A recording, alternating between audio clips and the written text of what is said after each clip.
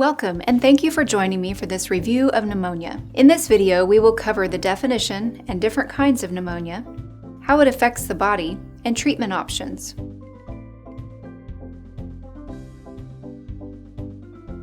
The word pneumonia comes from the Greek word for lung. The term pneumonia refers to an infection of the lung tissue that leads to inflammation. Pneumonia can be caused by various microorganisms, including viruses, bacteria, and fungi. Pneumonia is often categorized by the organisms that cause it. Viral pneumonia is caused by viruses such as influenza, cytomegalovirus, and respiratory syncytial virus, or RSV. Bacterial pneumonia is most commonly caused by the bacteria Streptococcus pneumoniae, but can also be caused by other bacteria like Staphylococcus aureus. Atypical pneumonia is caused by certain kinds of bacteria, such as Mycoplasma pneumoniae, and results in a slightly different diagnosis and treatment from other types of pneumonia. Atypical pneumonia can be known as walking pneumonia when symptoms are less severe. Other kinds of pneumonia that do not fit into any of the previous categories are less common and include infections caused by fungi. Pneumonia can also be classified by the setting or environment in which it occurs. There is some overlap between these categories because some types of pneumonia can happen in multiple settings, but knowing how the pneumonia was acquired can be helpful for making a diagnosis and determining treatment. Hospital-acquired, or nosocomial pneumonia, occurs at least 48 hours after a patient was admitted to the hospital. The broader term, healthcare-acquired pneumonia, is sometimes used to include pneumonia that is contracted in other care settings, such as nursing homes. Community-acquired pneumonia occurs in the general population outside of healthcare settings. In addition to these categories, immunocompromised patients are especially vulnerable to infections of any kind because of the body's decreased ability to fight off disease. Pneumonia in immunocompromised patients may be caused by pathogens that do not normally cause disease in healthy people.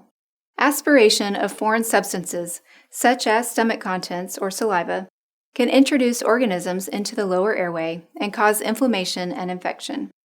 Strictly speaking, pneumonitis is an inflammation of the lungs without a microorganism present. Chemical pneumonitis results from inhalation of toxic substances when irritation to the lung tissue alone is enough to cause an inflammatory response. Pneumonia may then occur if the aspirated substance contains pathogens or if the damaged tissue were more susceptible to infection. Because pneumonia is an infection in the lung tissue, its effects are primarily in the respiratory system, although there may be widespread effects as well. In normal, spontaneous breathing, air is inspired through the upper respiratory tract, where it is warmed and filtered before it reaches the lungs. Air travels through the trachea, bronchi, and bronchioles before it reaches the alveoli, where gas exchange occurs. Oxygen from the air in the alveolar sacs is exchanged for carbon dioxide in the bloodstream at the alveolar or pulmonary capillary wall. Oxygen moves into the bloodstream and carbon dioxide exits the bloodstream. Carbon dioxide is then exhaled and the blood delivers oxygen to the cells of the body. Microorganisms can invade the lungs through the upper respiratory tract if filtering defenses are diminished, such as during the presence of an upper respiratory tract infection or through aspiration. If pathogens are present in the bloodstream, as in sepsis, they may also enter the pulmonary capillaries. The presence of organisms in the normally sterile lower respiratory tract, in addition to potentially causing irritation to the tissue, triggers an inflammatory immune response as the body attacks the invaders.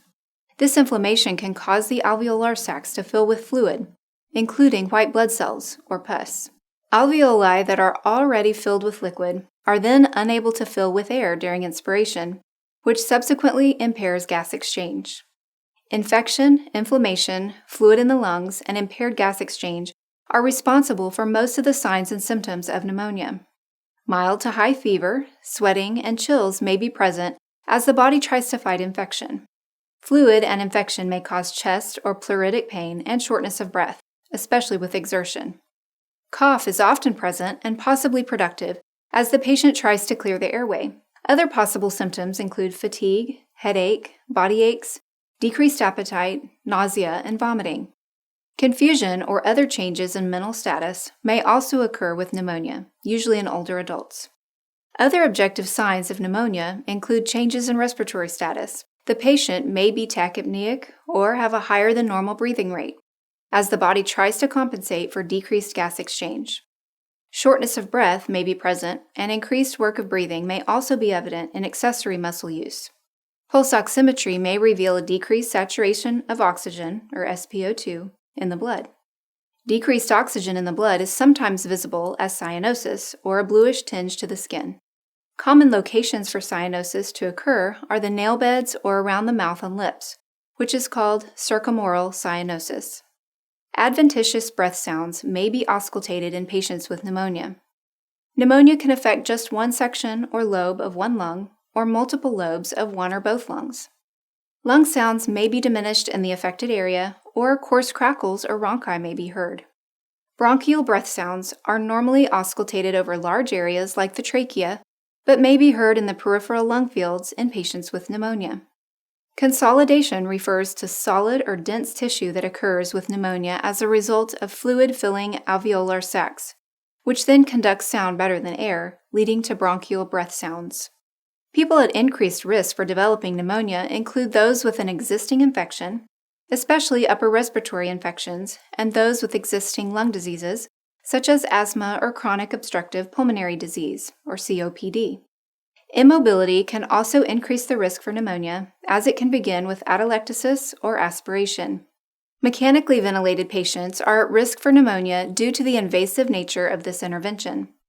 Pneumonia is more common and often more severe in patients under 2 years of age or over age 65. Vaccines can help prevent certain types of pneumonia. The pneumococcal vaccine, recommended for patients age 65 and older, protects against Streptococcus pneumoniae. The influenza vaccine reduces the risk of pneumonia due to the influenza virus. As with any infectious disease, good hygiene, including hand hygiene, helps reduce transmission of organisms. Infection prevention precautions must be observed in healthcare settings to help prevent hospital-acquired pneumonia. Diagnosis of pneumonia is made based on the patient's history, physical exam, and diagnostic tests, including chest X-ray, sputum culture, and blood culture. The sputum sample is frequently collected by having the patient breathe deeply and cough into a sterile container, and the culture is used to identify the specific organism present in the lungs that is causing the infection. Treatment of pneumonia is based on each case's causative agents and symptoms. Bacterial pneumonia may be treated by an appropriate antibiotic or combination of antibiotics, and viral pneumonia is sometimes treated with antiviral medication. Educating patients to complete prescribed antibiotic doses, even if their symptoms have resolved, can help alleviate the likelihood of developing antibiotic resistance. Supportive care is important for all types of pneumonia. Monitoring oxygen saturation is essential, as administration of supplemental oxygen may be required. Monitoring hydration status is also significant, as a patient may require IV fluids if unable to maintain adequate hydration by mouth. Medications such as acetaminophen or ibuprofen can be used to treat fever or mild pain and body aches. Incentive spirometry can encourage patients to cough and breathe deeply. Oropharyngeal suctioning is sometimes necessary for patients who are unable to clear their own secretions. Chest physiotherapy is occasionally prescribed to help loosen secretions. Now let's go over a few practice questions to review. The nurse is reviewing discharge instructions with a patient who was admitted for pneumonia. Which of the following statements made by the patient indicate the need for further education? A. I should take the rest of my antibiotic medicine on schedule until it is all gone. B. I do not need to worry about getting pneumonia again since I have had it already. C. I will continue to drink plenty of water at home. D. My grandchildren are traveling to come visit me in 3 weeks.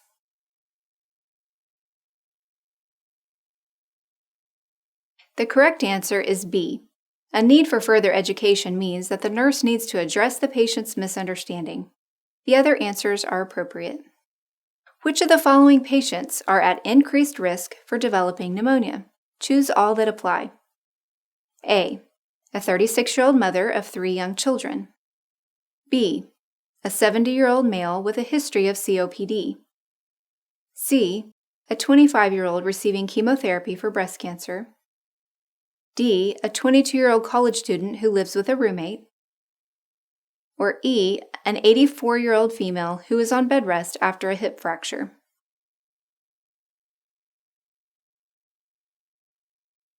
The correct answers are B, C, and E. Remember that age over 65, the presence of other lung diseases, immunosuppression, and immobilization are all risk factors for pneumonia. Which of the following are appropriate nursing interventions for a patient with pneumonia? Select all that apply. A. Raise the head of the bed at the patient's request while resting. B. Collect a sputum specimen and send to the lab for analysis per physician's order. C. Monitor the patient's fluid intake and output. D. Auscultate for adventitious lung sounds.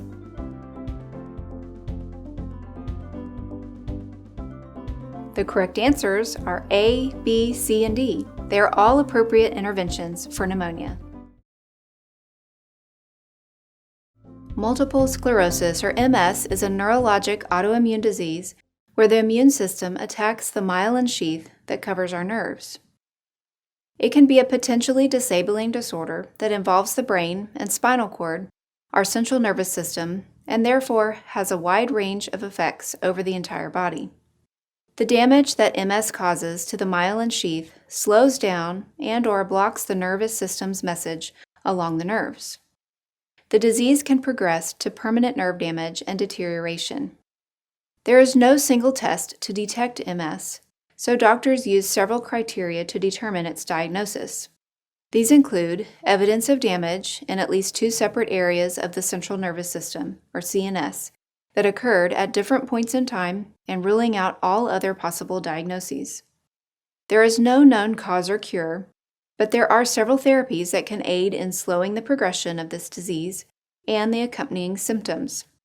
It is still not known why MS develops in some persons and not others. There are theories that genetics and environment may play a role. Risk factors associated with MS include age. MS can occur at any age, but usually affects people somewhere between the ages of 16 and 55. Sex. Women are more than 2 to 3 times as likely as men to have relapsing, remitting MS. Family history. If one of your parents or siblings has had MS, you are at higher risk of developing the disease. Certain infections. A variety of viruses have been linked to MS, including Epstein-Barr, the virus that causes infectious mononucleosis. Race. Caucasian people, particularly those of Northern European descent, are at highest risk for developing MS. People of Asian, African, or Native American descent have the lowest risk. Climate. MS is far more common in countries with temperate climates, including Canada, the northern United States, New Zealand, southeastern Australia, and Europe. Vitamin D. Having low levels of vitamin D and low exposure to sunlight is associated with a greater risk of MS. Certain autoimmune diseases. You have a slightly higher risk of developing MS if you have thyroid disease, type 1 diabetes, or inflammatory bowel disease. Smoking. Smokers who experience an initial event of symptoms that may signal MS are more likely than non-smokers to develop a second event that confirms relapsing remitting MS. Symptoms can vary widely from person to person over the course of the disease and depend on the area of nerves that are affected. Some symptoms include numbness, weakness of limbs, typically occurring on one side of the body, and pins and needles sensations, especially with neck movement, known as Lermit's sign. Visual changes are also common, including partial or complete loss of vision and double or blurry vision. Other symptoms include thinking and memory disturbances, fatigue, slurred speech, dizziness, as well as bladder, bowel, and sexual dysfunction. There are 4 different types of MS with varying degrees of symptoms. Relapsing, remitting MS is the most common, with symptoms that relapse over days or weeks, and remissions that may last months or even years with very little or no symptoms. Secondary progressive MS typically occurs in the relapsing, remitting MS population, who will then continue to have symptoms without remission. Typical symptom progression usually occurs with mobility and walking. Primary progressive MS is not very common and has a gradual progressive onset of symptoms without any remissions. Progressive relapsing MS is a rare form of MS that steadily worsens from the beginning with acute relapses but no remissions. Treatments vary but focus on speeding recovery from attacks, slowing the progression of the disease, and managing symptoms. During an attack, steroids may be used intravenously or by mouth to decrease nerve inflammation. There is also another procedure known as plasmapheresis, where the patient's blood is filtered to decrease symptoms of MS if steroids prove ineffective. There are several disease-modifying medications dealing with the immune response early in the disease's progression to hopefully impede its progress, stop it completely, and/or decrease damage to nerves, preventing the growth of new lesions along the nerves. Many of the disease-modifying drugs have serious side effects. The severity of the disease, patient health, childbearing status, and response to other therapies need to be taken into consideration when deciding to use one of these medications. Beta interferons are disease-modifying medications for relapsing remitting MS and are one of the most common classes of drugs used. They can be injected under the skin or into a muscle to reduce the frequency and severity of relapses. The main side effect is flu-like symptoms. Glatiramer acetate, also known as Copaxone or Glatopa, is another injectable disease-modifying medication that has been shown to block the immune system's attack on the myelin sheath. This medication is injectable under the skin as well. Side effects include irritation at the injection site. There are a few newer IV drugs that can be administered to modify disease progression and decrease symptoms. However, they all come with serious side effects. Risk-benefit considerations and prior therapy response should be considered when thinking about using these medications. Examples include natalizumab, also known as Tysabri, alemtuzumab, also known as Campath or Lemtrada, and ocrelizumab, also known as Ocrevus. There are also supportive therapies to treat the signs and symptoms of MS. Physical therapy and occupational therapy can be used to help with mobility, strengthening, and stretching.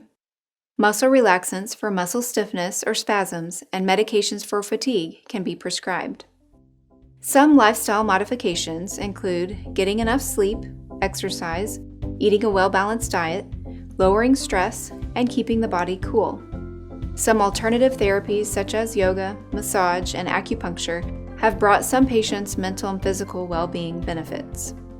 Coping with MS, a chronic illness, and the fear associated with it is an important part of disease management.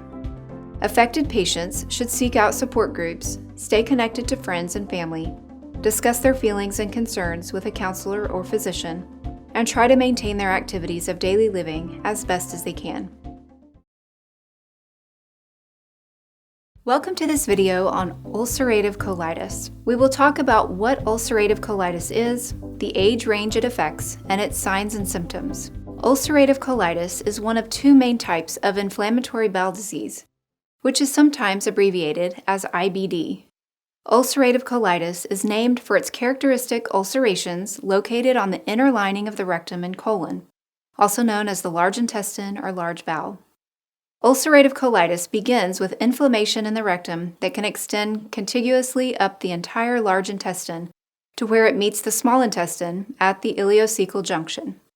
Severe inflammation can cause damage to the mucosa, or intestinal lining, and result in ulcers prone to bleeding. Ulcers may heal as pseudopolyps and scar tissue, decreasing the amount of functioning tissue and leaving lasting damage. Multiple cycles of inflammation and healing over time can also affect the size and shape of the colon, making it shorter, thicker, and narrower.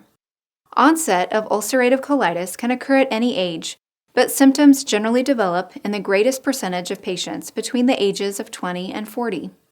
The second largest group of patients develops ulcerative colitis after age 60. This distribution of age is sometimes referred to as bimodal because it has two peaks. The age of onset seems to be influenced by multiple factors and varies slightly by country. Additionally, there has been an increased incidence of ulcerative colitis and inflammatory bowel disease in general in the past several decades, and these patterns may be shifting. After the initial onset, patients may experience periods of flare-ups or exacerbation of symptoms, and periods of remission with mild or no symptoms. Ulcerative colitis is more common in patients who have a family member with the disease, although hereditary patterns responsible for developing ulcerative colitis have not yet been identified.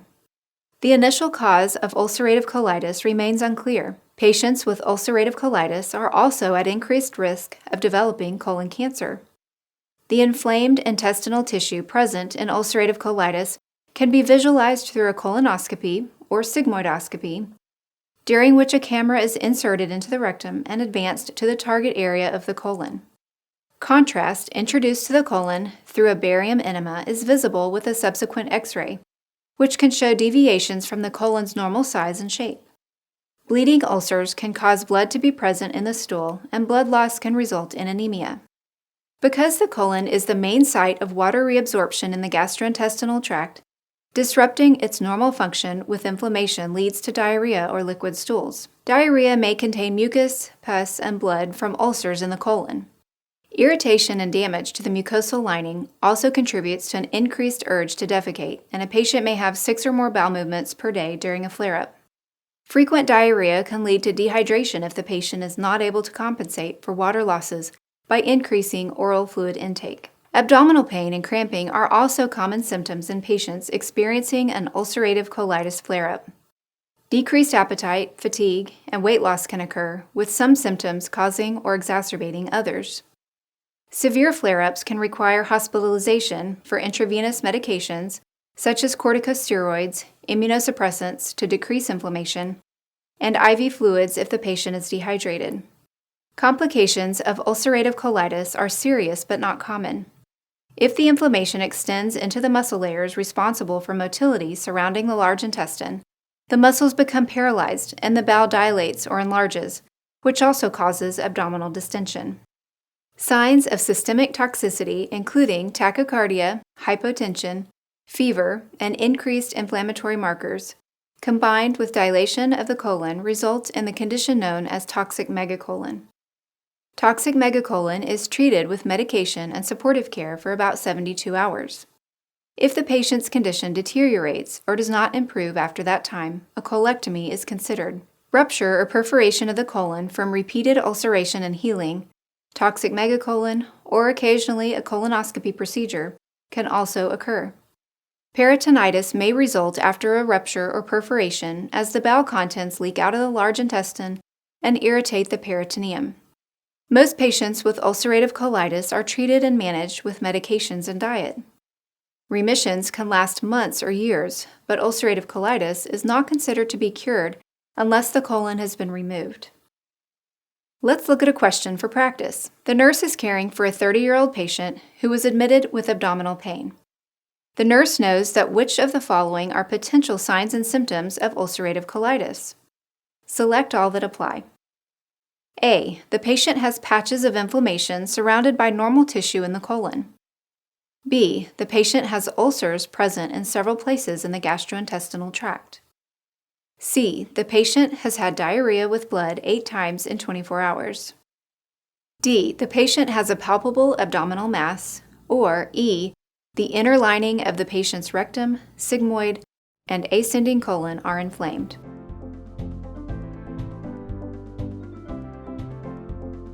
The correct answers are C and E, diarrhea with blood and inflammation of the lining of the colon. A, B, and D are typically associated with another inflammatory bowel disease called Crohn's. Welcome to this video tutorial over gastrointestinal medications. In this video, we are going to discuss some of the common drugs used to treat a wide variety of gastrointestinal disorders, ranging from stomach ulcers to diarrhea. Most gastrointestinal symptoms are minor, short-lived, and can be relieved with over-the-counter drugs such as antacids. Other ailments such as stomach ulcers, chronic diarrhea, and uncontrollable vomiting may need something stronger that requires a prescription from a doctor. Regardless, both over-the-counter and prescription gastrointestinal drugs come with their fair share of side effects and must be monitored by the physician. Histamine 2 receptor antagonists, also known as H2 blockers, are used in the treatment of duodenal and gastric ulcers. These medications are usually effective and work by suppressing the secretion of gastric acid. H2 blockers are inexpensive and serious side effects are uncommon, making these drugs a good choice for the treatment of ulcers, sour stomachs, and indigestion.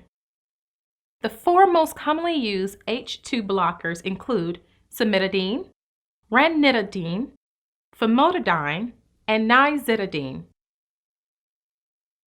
Cimetidine, Tagamet, works by blocking H2 receptors, which reduces the volume of gastric juices that are secreted. Cimetidine is best used for the treatment of gastric and duodenal ulcers, but can also aid in relieving symptoms associated with gastroesophageal reflux disease, Zollinger-Ellison syndrome, and heartburn.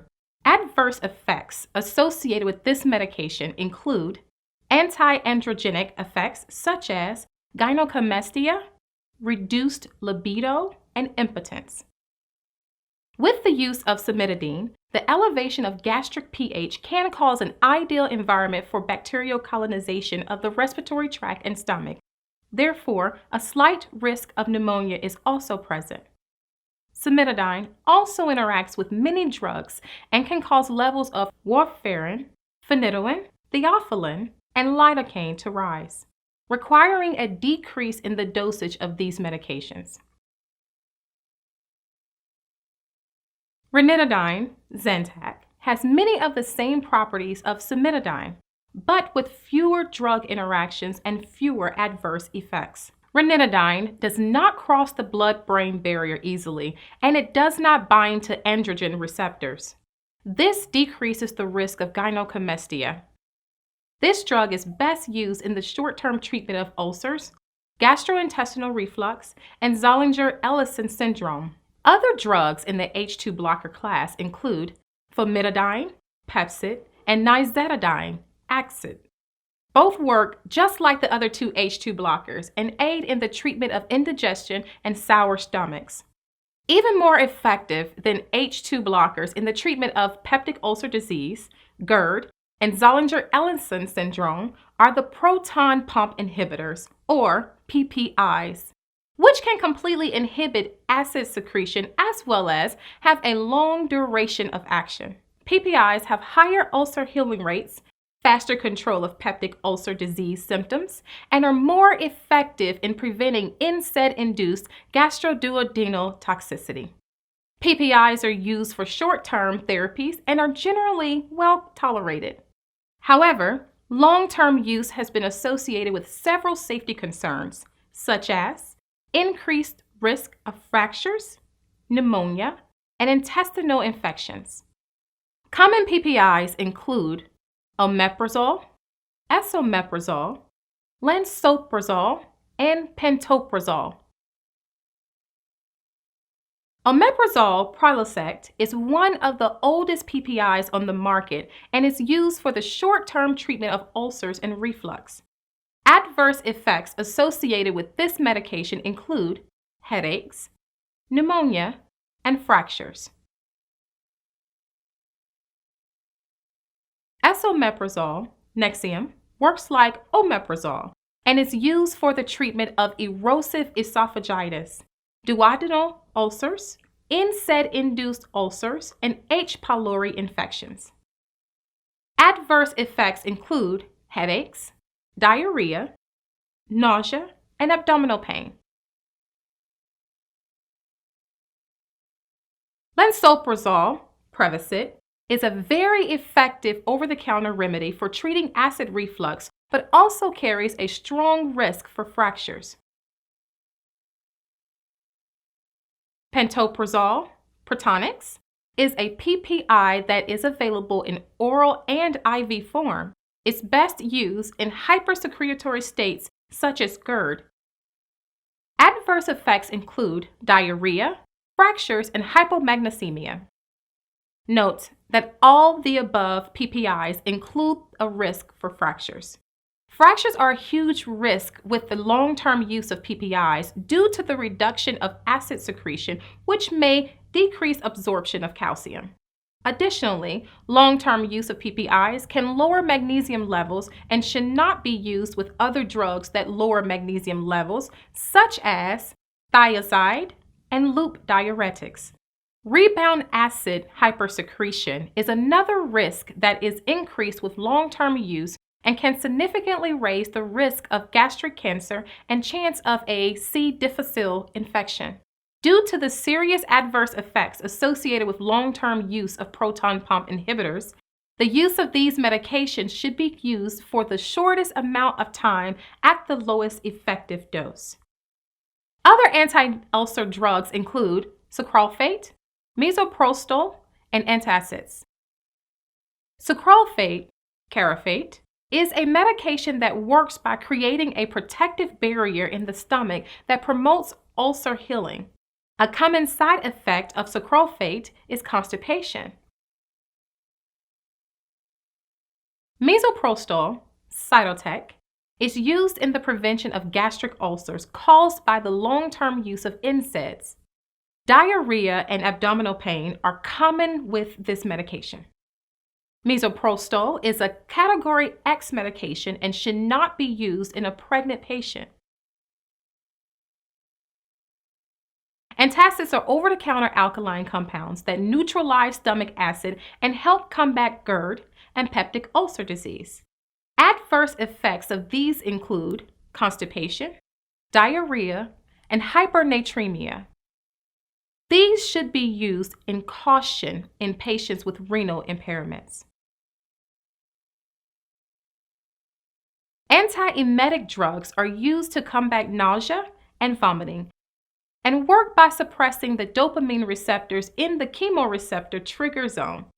Ondansetron, Zofran, is an effective drug for treating nausea and vomiting that occurs post-operatively.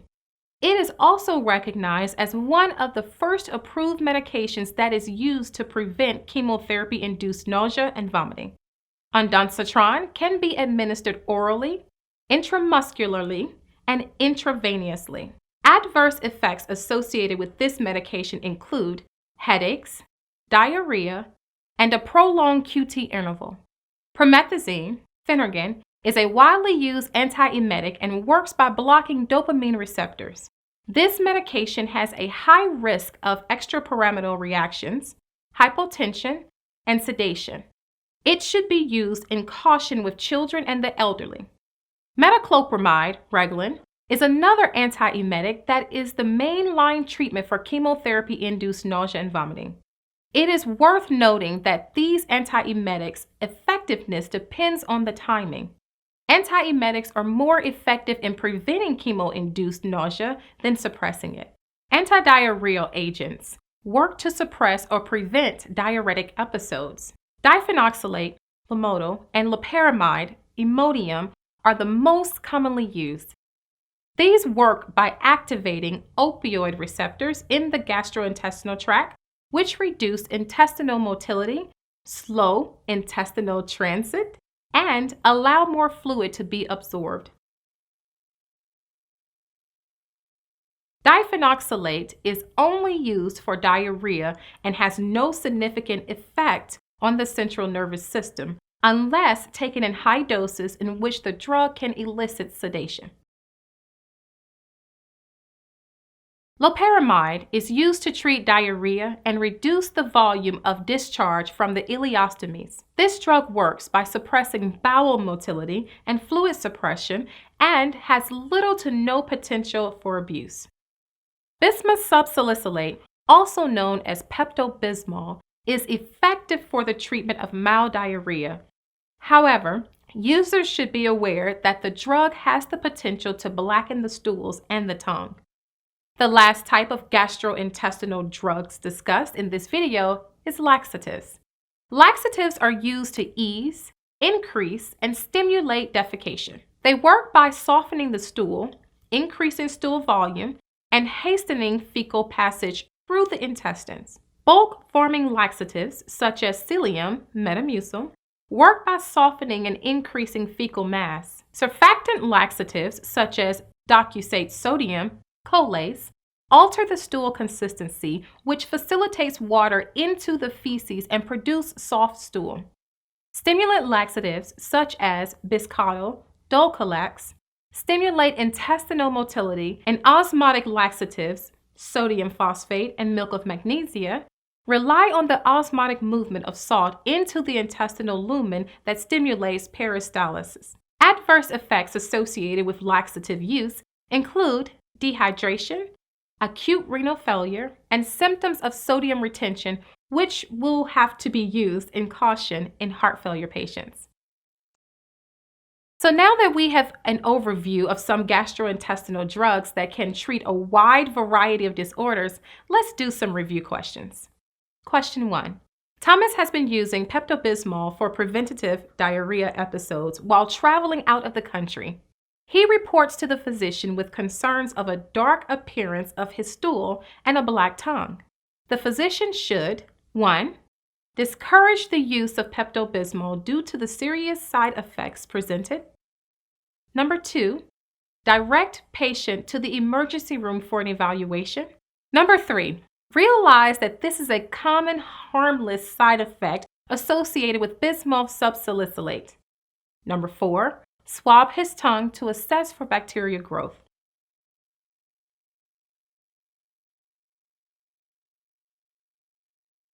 If you picked 3, you're correct.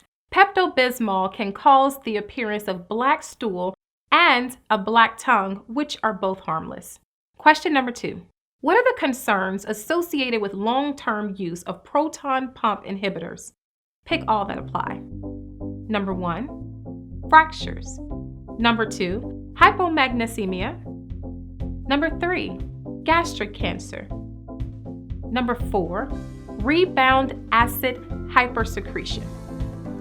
5. All of the above.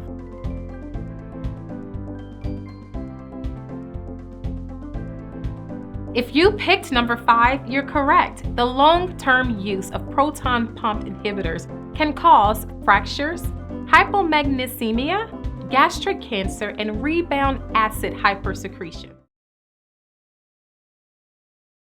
Welcome to this video about myocardial infarction. Our heart is the muscle that pumps blood throughout our body, bringing life-giving oxygen and much-needed nutrients. It also has its own blood supply via the coronary arteries. The term myocardial means muscle of the heart. An infarction is an interruption of the blood supply to a tissue, usually caused by a blood clot or thrombus. Therefore, a myocardial infarction is the interruption of the blood supply to the heart. This typically occurs due to blockage of coronary arteries. Loss of blood to an area of the heart equals loss of oxygen. When our tissues in the body are deprived of oxygen for a period of time, they can become damaged and even die. Myocardial infarction is commonly referred to as a heart attack. A heart attack occurs in 3 stages: ischemia, injury, and infarction. Ischemia is a restriction of blood flow, and thus a shortage of oxygen, to tissues in the body. Again, this occurs typically due to an occlusion or blood clot. Prolonged lack of oxygen to the heart muscle causes injury to the cells of the myocardium. If the circulation is not restored, cell death or infarction occurs, meaning a portion of the heart muscle dies or sustains permanent damage. 3 types of heart attacks are ST segment elevation myocardial infarction, or STEMI, non-ST segment elevation myocardial infarction, or non-STEMI, and coronary spasm, also known as unstable angina. STEMI is named for the ST elevation seen on an electrocardiogram. The PQRST waves show the electrical conduction through the heart muscle, and when ST is elevated, this is demonstrating a partial or complete blockage of a major coronary artery and is life-threatening. Depending on the number and type of blockages, the patient may need to have an emergent cardiac catheterization to remove the blockage or open heart surgery. Non-STEMI is a heart attack where a minor coronary artery is completely or partially blocked and will also need to be treated quickly, but no elevation of the ST segment will be seen on the electrocardiogram. If you think about the electrical conduction of the heart muscle for a second, completely blocking an artery will alter the electrical conduction by stopping or detouring the blood flow. The heart muscle will not be able to contract as it should, causing the electrical conduction to change as seen on an ECG. Coronary artery spasm or angina is a sudden tightening of the arteries, again restricting the blood flow to the heart muscle. These are usually brief and temporary, but can lead to a heart attack. The clinical manifestations of heart attack include crushing chest pain, arms feeling heavy, shortness of breath, coughing, nausea, vomiting, dizziness, a gray color of the face, and feeling clammy and sweaty. Not all patients have the same symptoms or the same severity of symptoms, especially when comparing men and women. Some of the other symptoms reported are jaw pain, back pain, flu-like symptoms, fatigue, or no symptoms. Most myocardial infarctions affect the wall of the left ventricle of the heart, which is the chamber that pumps blood to the body. So if it sustains damage, this can have systemic effects. When the left anterior descending coronary artery is blocked, then the infarct may affect the anterior wall of the left ventricle, anterior aspect of ventricular septum, and/or the apex of the heart. When the right coronary artery is blocked, then the infarct may involve the posterior wall of the left ventricle, the posterior aspect of the ventricular septum, and may extend to the posterior wall of the right ventricle. When the left circumflex coronary artery is blocked, then the infarct may involve the lateral wall of the left ventricle. When diagnosing a heart attack, there are many different tests a healthcare provider may perform. They may perform an ECG to check the electrical conduction of the heart, do a chest X-ray, blood work to look for elevated cardiac markers, a CT scan, or an MRI. Cardiac catheterization is an invasive test that can tell practitioners if there is a blockage, which can sometimes be removed or repaired at the same time. One of the blood tests looks for troponin levels, which is an enzyme released by the heart muscle when it sustains damage. An increase in troponin occurs within 2 to 3 hours of heart muscle injury and can be used to diagnose or exclude the occurrence of a heart attack.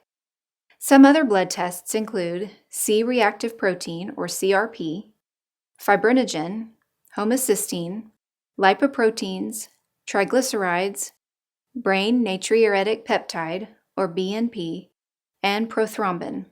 Reasons for these tests include confirming that a heart attack has occurred and determining the extent of damage, assessing future risk for coronary artery disease, and providing information on the time it takes for the blood to clot. Myocardial infarction is a very scary and potentially life-threatening event. If a patient is experiencing any of the signs and symptoms of heart attack, whether mild or severe, they should seek medical attention immediately. There are many lifestyle changes that can aid in preventing a heart attack. Eating a healthy diet, maintaining a healthy weight, exercise, and lowering stress are just a few. A pleural effusion is an abnormal buildup of fluid in the intrapleural space, which is lined by a thin membrane called the pleura. Each pleura is a continuous sheet of serous tissue, which folds back upon itself, creating a double-layered structure that encloses each lung.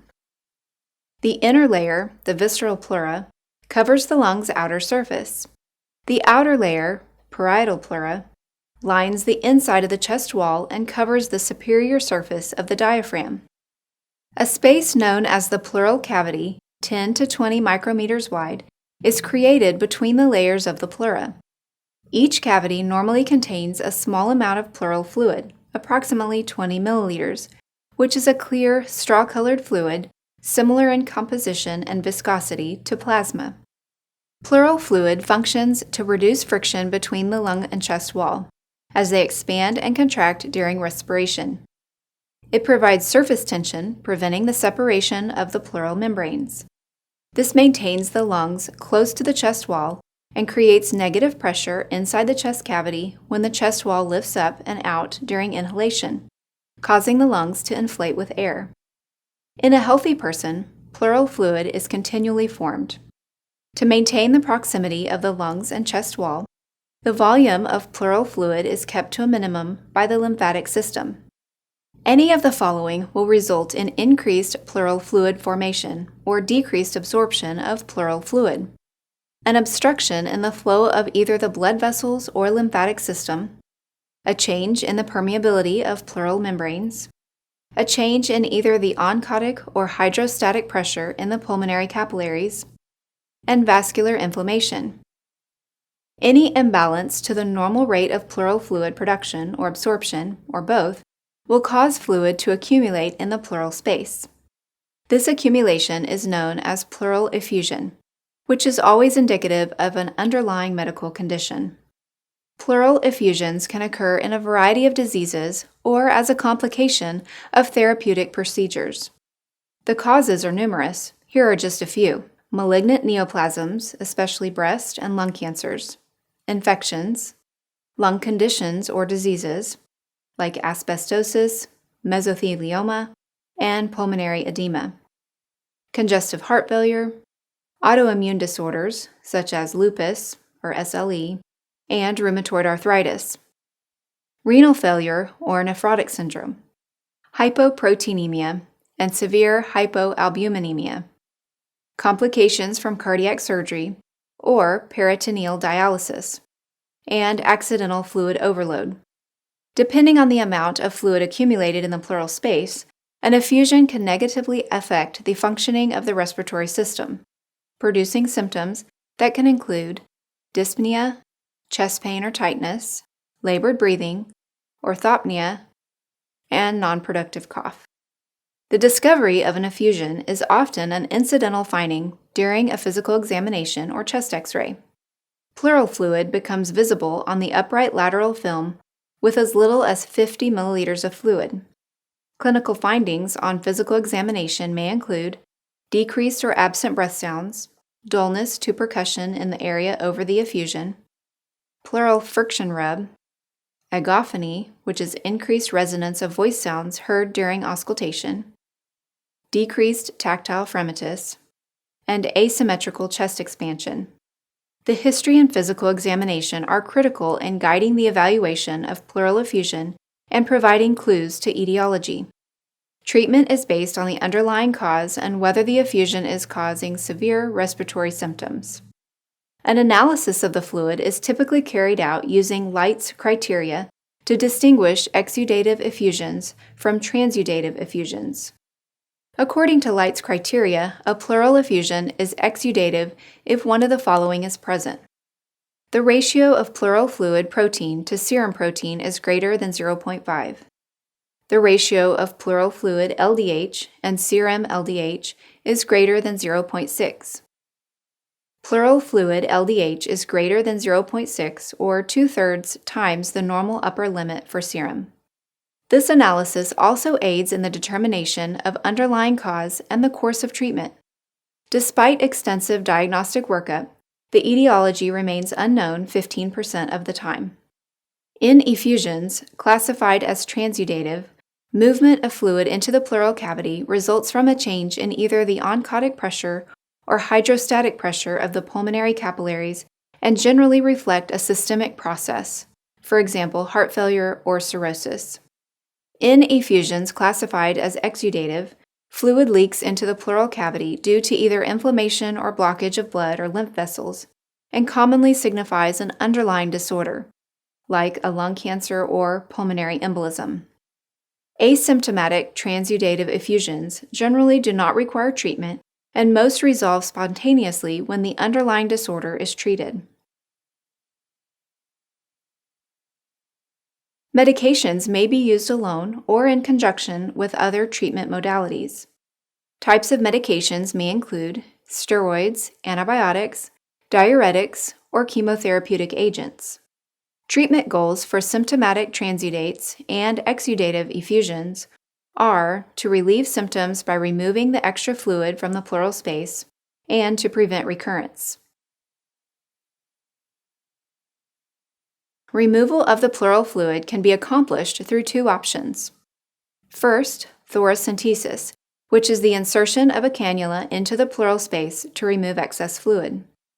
Normally, 1,500 milliliters of fluid is removed during the procedure.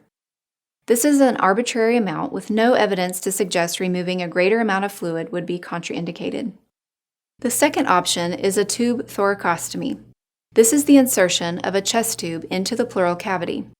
The tube is connected to a chest drainage system and will remain in place to drain the fluid. A procedure called pleurodesis involves instilling a sclerosing agent to obliterate the pleural cavity, preventing further accumulation of fluid.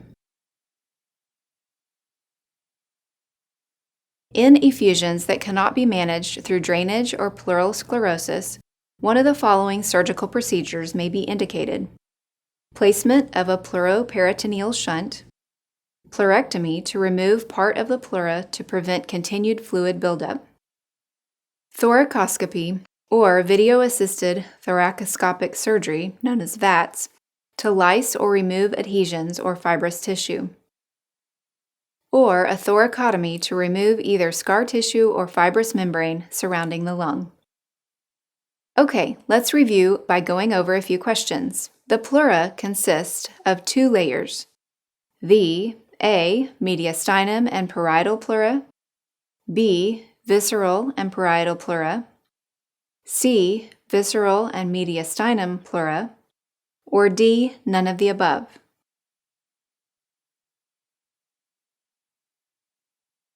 If you chose B, you're correct. Which statement about pleural fluid is false? A. Pleural fluid acts as a lubricant to reduce friction between the lungs and the chest walls during respiration. B.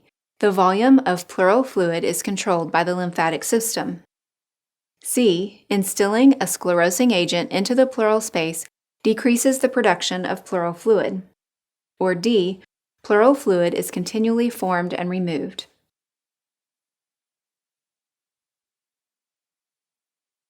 If you chose C, you're correct.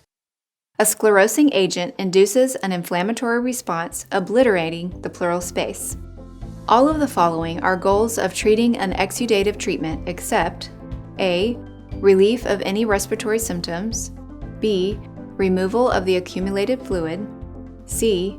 Preventing recurrence, or D. Diagnosing the underlying cause.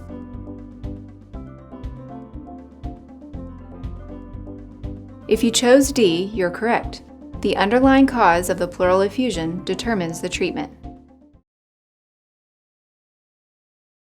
Hi, and welcome to this video tutorial about chest tubes. We're going to look at what a chest tube is and the nursing interventions involved during and after insertion.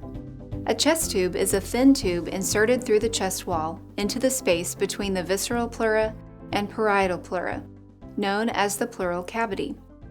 They are also known as pleural catheters. The pleural cavity normally contains a small amount of straw-colored fluid. However, in underlying lung diseases, air or fluid may accumulate in this space. Abnormal accumulation of air in the pleural space is called a pneumothorax, and the buildup of blood, hemothorax, pus, empyema, lymph, chylothorax, or serous fluid, pleural, are known as effusions. Pressure within the pleural cavity is normally negative, but when air or excess fluid accumulates, it disrupts the normal pressure, preventing the lung from fully expanding. A chest tube is placed to drain the excess fluid or air from the pleural cavity, restoring lung function. Chest tubes are also used to instill chemotherapeutic drugs or sclerosing agents to treat recurrent pleural effusions, a procedure called pleurodesis. Chest tubes may also be used prophylactically after thoracic or cardiac surgery to prevent the accumulation of fluids. Chest tubes are placed in the pleural space, either percutaneously or surgically. The location is dependent on what is being drained. The tube should be directed high and anterior for a pneumothorax. And for a hemothorax, the tube is usually directed posteriorly and lateral to the nipple line.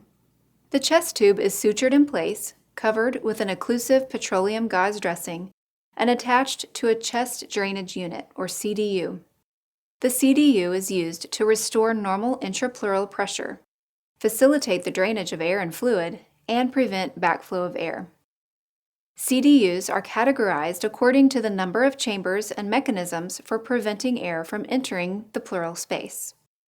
Although single and two-chamber systems are available, systems incorporating 3 separate chambers, aligned in an integrated unit, are widely used. These systems consist of the following: a collection chamber.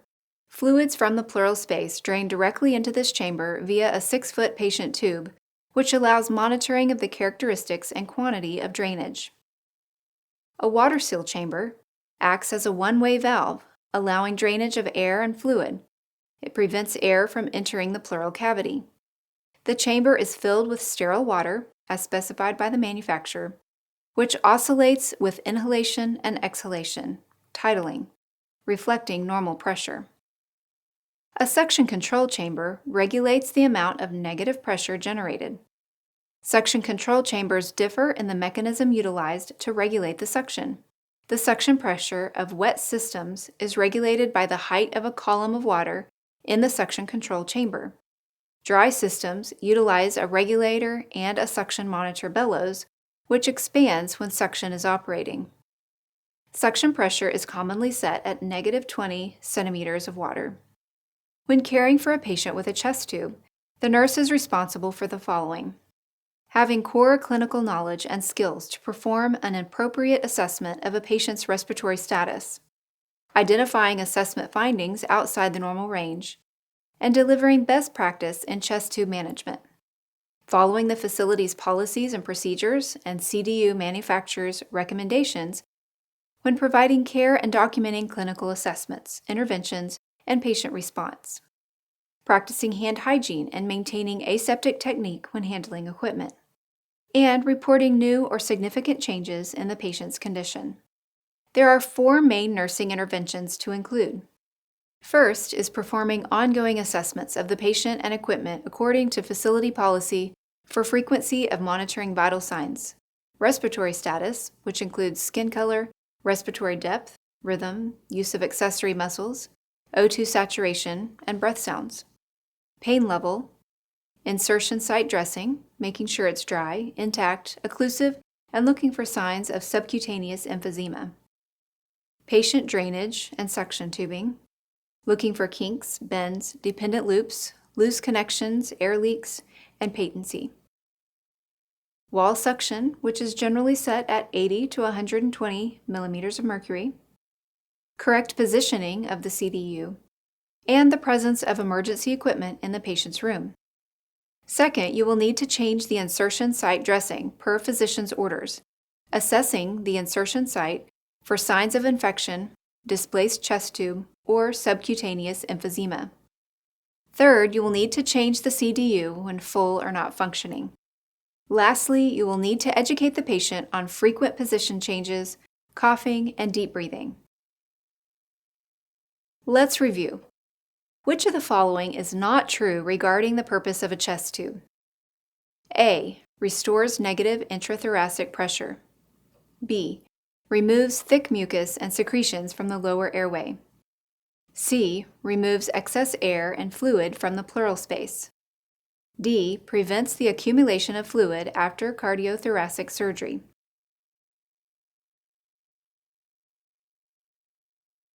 If you chose B, you're correct. Chest tubes are placed in the pleural space, not the lower respiratory tract. Which of the following statements about chest tube drainage systems is not true?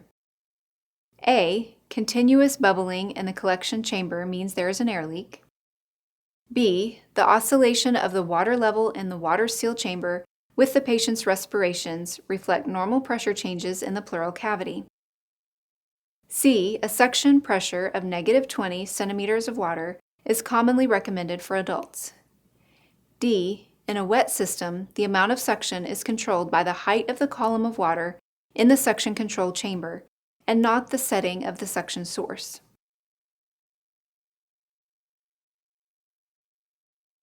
If you chose A, you're correct. Continuous bubbling in the water seal chamber may indicate an air leak. Which assessment finding indicates to a nurse caring for a patient with a chest tube attached to a dry system that the CDU is functioning effectively? A. Vigorous bubbling in the water seal chamber. B. Redness, purulent drainage, or other signs of infection at the chest tube insertion site. C. Fluctuation of water in the patient drainage tubing during inhalation and exhalation. Or D. The bellows in the suction monitor is expanded.